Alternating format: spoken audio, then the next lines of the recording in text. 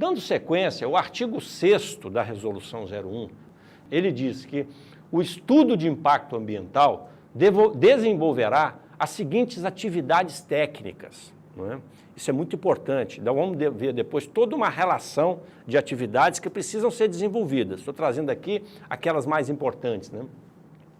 Então, na sequência, nós comentamos em um módulo anterior que o primeiro passo de uma avaliação de impactos ambientais é um diagnóstico, não é? Um diagnóstico é o quê? Um diagnóstico é saber como está a realidade antes da implantação do empreendimento. Então, olha o que nos diz o artigo 6º no item 1. Diagnóstico ambiental da área de influência do projeto, de modo a caracterizar a situação ambiental da área antes da implantação do projeto. Então, isso é que é o objetivo da avaliação de impactos. E nisso, necessário considerar o meio físico, terra, ar e água. Falamos disso quando falamos dos compartimentos ambientais, não é? O meio biológico composto por flora, fauna e micro-organismos. E o meio socioeconômico ou antrópico, que é onde está o homem, não é? Então, primeiro passo é um diagnóstico, não é? Qual que seria o segundo passo da avaliação de impactos? Análise dos impactos ambientais do projeto, não é? O que seria isso? Seria uma previsão da magnitude e da importância de cada impacto previsto, não é? Classificação qualitativa com base naqueles critérios que nós tratamos lá no módulo 2. Né? E, finalmente, determinar, então, esses impactos com base nesses critérios, se são positivos, se são negativos, utilizando aí todos aqueles demais critérios que estão referidos lá na resolução. Vamos no passo a passo. Primeiro nós dissemos, item 1 do slide anterior, diagnóstico. Eu preciso saber como está aquela área antes da implantação do projeto. Bom, agora eu preciso de analisar os impactos ambientais. Alguém diz, mas como que eu posso analisar um impacto que ainda não ocorreu? Por isso nós temos essa visão de que a avaliação de impacto tem uma característica prévia. Eu preciso de prever os possíveis impactos. É isso, essa análise diz respeito a prever os possíveis impactos que aquele empreendimento pode trazer, as alterações que ele pode trazer. Então, esses possíveis impactos, existe um conhecimento prévio dele. Por exemplo, quando você vai se instalar uma hidrelétrica, existe uma metodologia, são várias metodologias, nós vamos discutir essas metodologias na aula presencial. No entanto, uma metodologia é chamada de método da reunião, onde uma equipe multidisciplinar, com experiência muito grande, na área, por exemplo, de hidrelétricas, sentam ao redor de uma mesa e começam a relatar os impactos que têm ocorrido nas hidrelétricas que foram implantadas anteriormente, com base na experiência. Esse é chamado método ad hoc, ou método das reuniões, que nós vamos discutir detalhadamente na próxima aula. Mas eu quero que fique claro que é uma previsão dos possíveis impactos. Então, primeiro o diagnóstico, depois a previsão dos possíveis impactos, com toda a classificação qualitativa desses impactos ambientais. E um terceiro passo seria a definição, através de propostas, não é, que o empreendedor vai fazer sobre medidas mitigadoras desses impactos ambientais. Ou seja, medidas que vão tornar esses impactos menores. Na maioria das vezes, evitar a ocorrência de um impacto é muito difícil, quando não se diz impossível.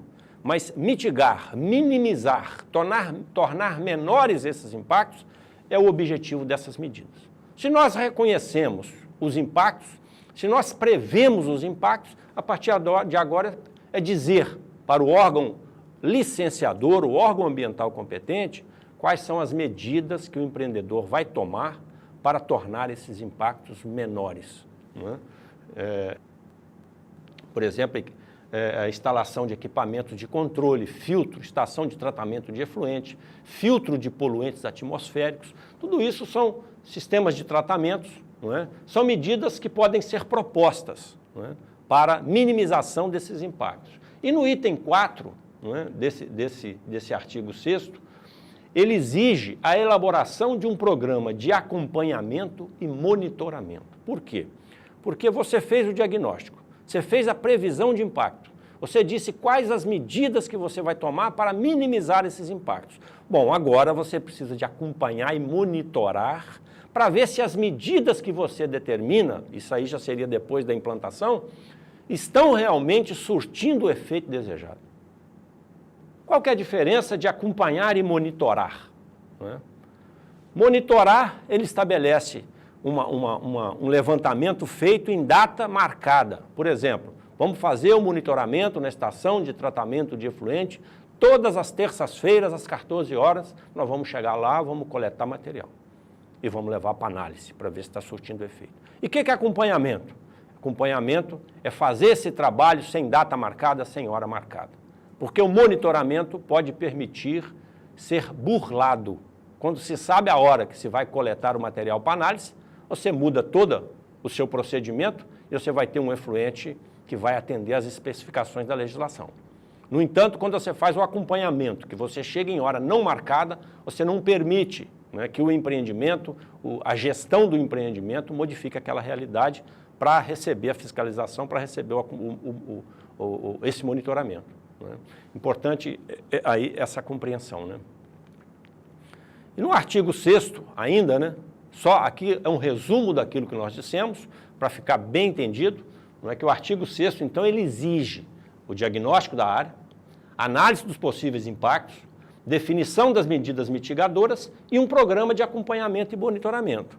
Nós dissemos que o processo de avaliação de impactos ambientais é um processo muito complexo. No entanto, ele está resumido nessas 4 atitudes aqui, que nós precisamos compreender com maior profundidade. Não é? Nós chegamos aqui no artigo 9, não é? O artigo 9º. Né? Esse artigo 9º trata do conteúdo do RIMA e de sua apresentação em linguagem simples. Vamos entender.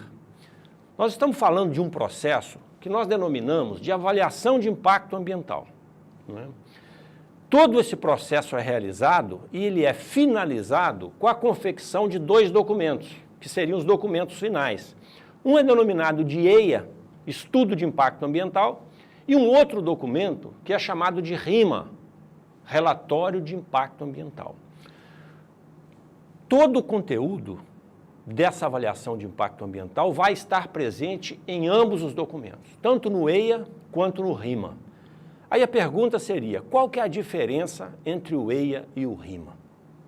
O EIA, Estudo de Impacto Ambiental, é o documento que o empreendedor vai entregar para que os técnicos dos órgãos ambientais competentes que realizam o processo de licenciamento ambiental vão fazer a análise do empreendimento.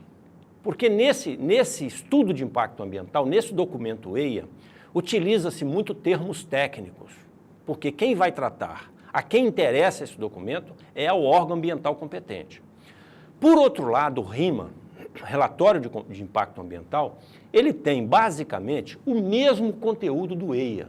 No entanto, ele é tratado numa linguagem mais simples, sem o linguajar técnico, porque ele vai interessar a todos aqueles atores que participam do processo, que se interessam, que são afetados de alguma forma pela instalação desse empreendimento. Então, esse RIMA seria para qualquer membro da população, do município, uma organização não governamental, qualquer uma instituição do município que queira tomar conhecimento acerca desse empreendimento que será instalado. E no RIMA vai estar lá, todo o estudo de impacto ambiental vai estar presente. A única diferença do EIA para o RIMA é o linguajar. As expressões técnicas não são utilizadas no RIMA, porque quem vai ler o RIMA é a população, são os leigos, são os interessados, não são técnicos. Para que serve o RIMA? Quando se marca uma audiência pública, e nós vamos falar uma audiência pública, porque ao final desse processo pode ser solicitada uma audiência pública, todos os atores interessados podem participar dessa audiência pública e vai se discutir o RIMA. E nessa audiência pública, toda a população pode fazer uma série de propostas para serem incorporadas a esse RIMA. Eu me despeço de vocês com relação a esses módulos que nós estamos apresentando. Isso aqui, na verdade, foi uma introdução à nossa disciplina. Nós vamos abordar essa disciplina, muita coisa do que foi falado aqui nós vamos abordar de forma mais profunda, né, nas aulas presenciais.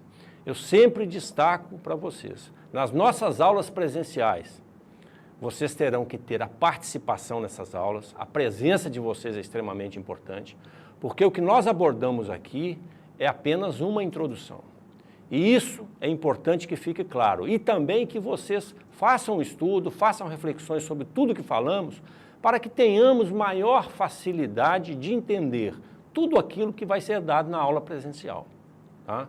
Eu desejo a vocês muito sucesso, bons estudos e até o nosso próximo encontro.